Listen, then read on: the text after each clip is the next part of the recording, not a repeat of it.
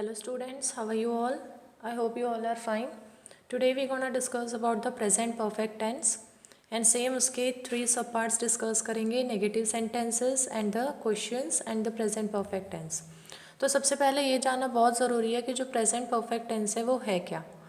तो जैसे हम अगर इसको अलग अलग प्रोनाउंस करेंगे present यानी कि जो अभी है perfect and then tense. So present perfect tense overall it means कि जो काम अभी आपने रिसेंटली फिनिश किया है. इट मीन्स जो क्रिया अभी थोड़ी देर पहले ही फिनिश हुई है उसे बताने के लिए हम यूज़ करते हैं प्रेजेंट परफेक्ट टेंस का.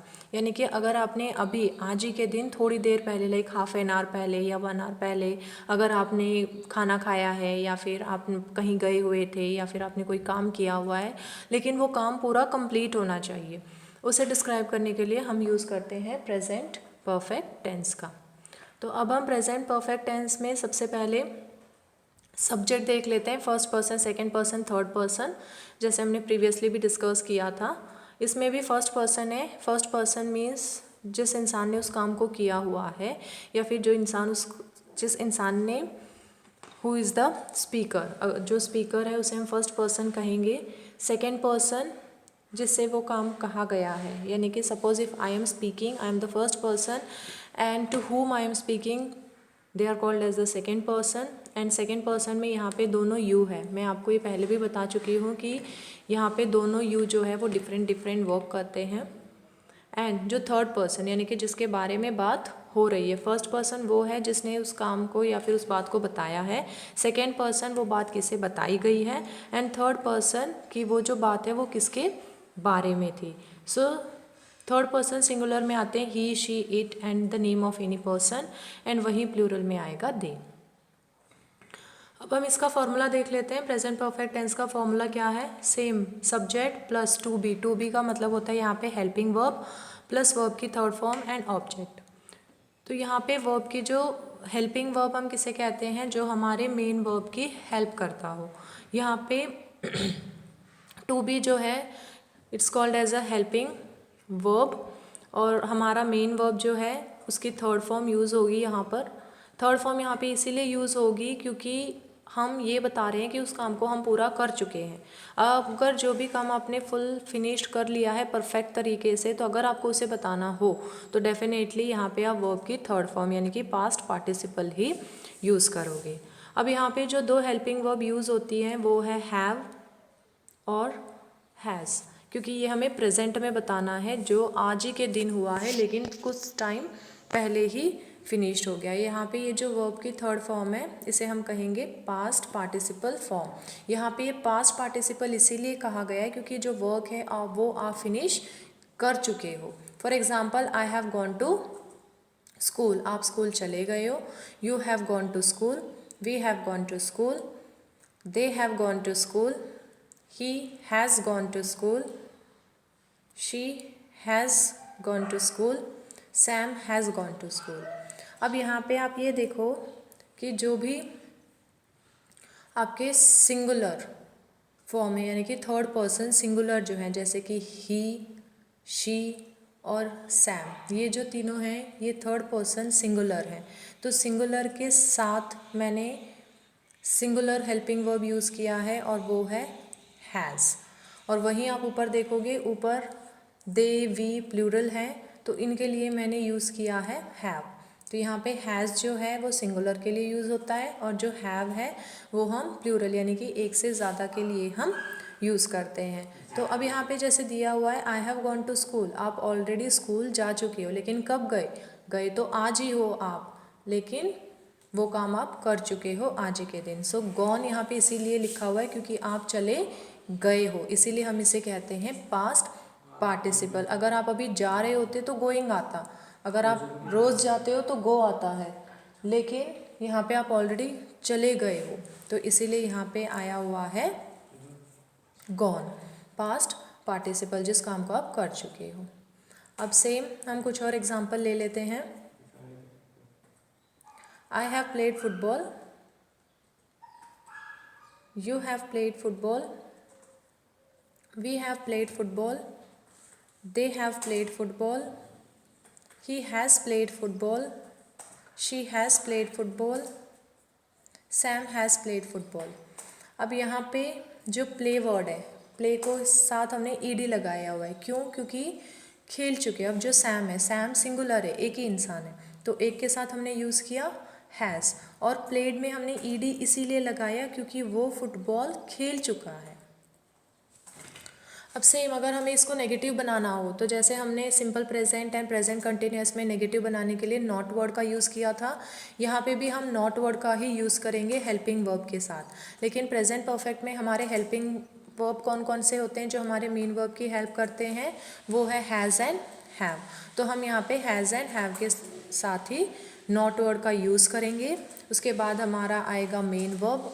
आपको याद रहे कि यहाँ पर आपको मेन वर्ब में सिर्फ थर्ड फॉर्म ही यूज़ करना है। आप थर्ड फॉर्म के अलावा कोई भी फॉर्म यूज़ नहीं कर सकते। अगर आपने फॉर्म चेंज कर दिया तो फिर वो किसी और टेंस में हो जाएगा।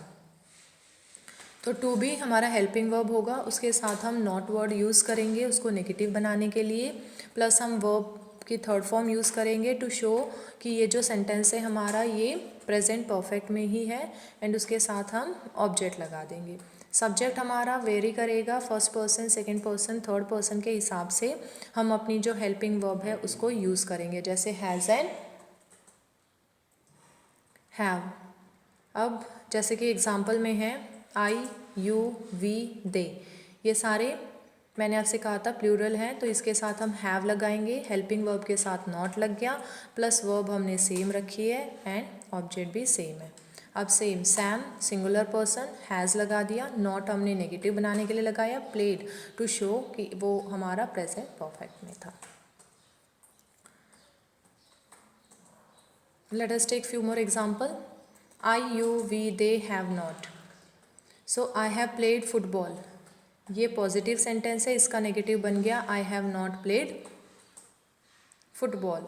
So have के बाद यहाँ पे हमने प्लेस किया हुआ है the word not. have के बाद हमने not प्लेस कर लिया है यहाँ पर इसको नेगेटिव बनाने के लिए। सो ये सेंटेंस हमारे यहाँ पे नेगेटिव हो गया, और इसके अलावा हमने कोई भी कुछ भी चेंज नहीं किया हुआ है, ना हमने हेल्पिंग वर्ब चेंज की और ना ही हमने मेन वर्ब और ना ही हमने ऑब्जेक्ट को चेंज किया हुआ है। जस्ट नेगेटिव बनाने के लिए मैंने हेल्पिंग वर्ब के साथ नॉट वर्ड का यूज़ किया हुआ है। Next, you have played football, you have not played football. We have played football, we have not played football. They have played football, they have not played football.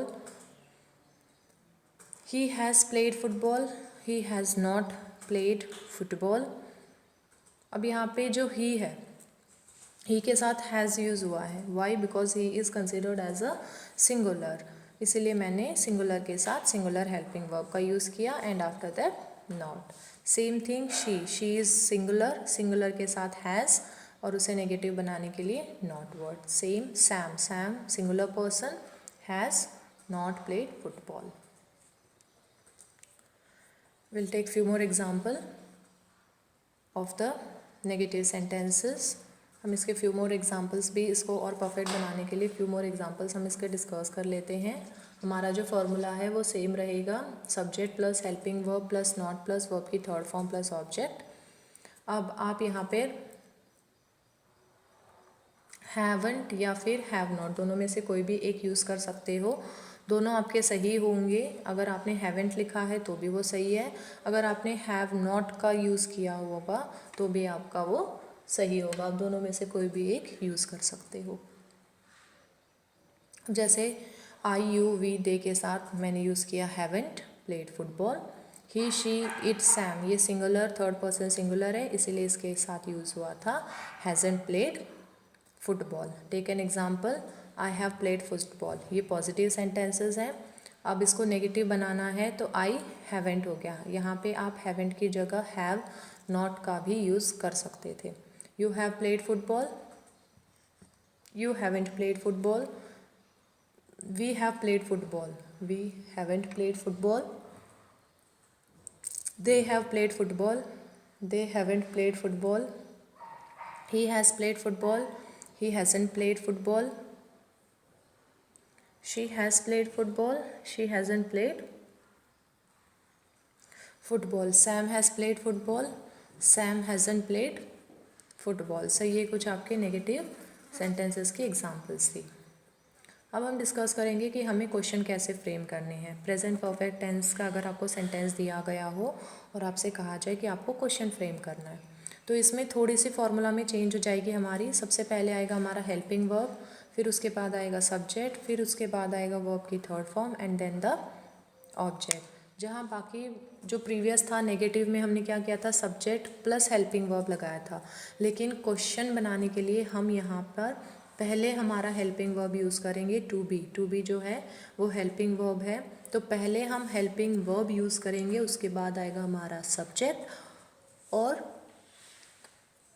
यहाँ पे इन दोनों के जो places हैं वो इंटरचेंज हो जाएंगी and the verb form remains the same. Verb की जो थर्ड फॉर्म पास्ट पार्टिसिपल हमने यूज़ किया था वो सेम रहेगी, उसमें कोई भी चेंजेस आपकी नहीं आने वाली हैं। And after that at the last the object. And यहाँ पे ये जो क्वेश्चन हमने फ्रेम किया है तो इसके लिए हमें लास्ट में क्वेश्चन मार्क भी ऐड करना होगा, ताकि ये जो हमारा सेंटेंस है वो एक क्वेश्चन बन सके।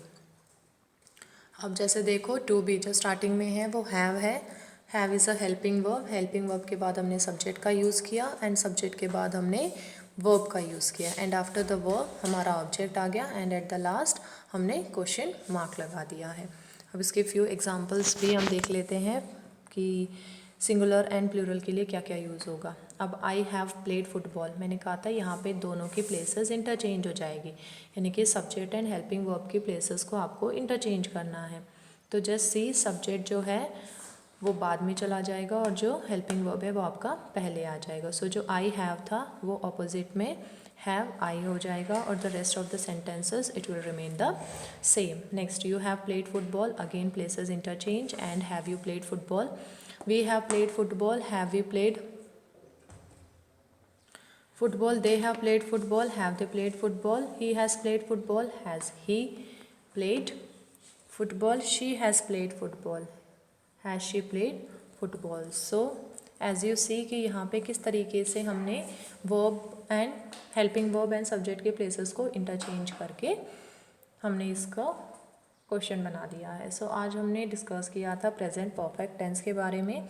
सो प्रेजेंट परफेक्ट टेंस बेसिकली वो है जो आपको ये बताता है कि द रिसेंटली जिस काम को आपने परफेक्ट तरीके से फिनिश कर लिया है उसे बताने के लिए हम यूज़ करते हैं प्रेजेंट परफेक्ट टेंस का। I hope the present perfect tense is been clear to you. If it is clear do let me know so that we can proceed to the next. Thank you.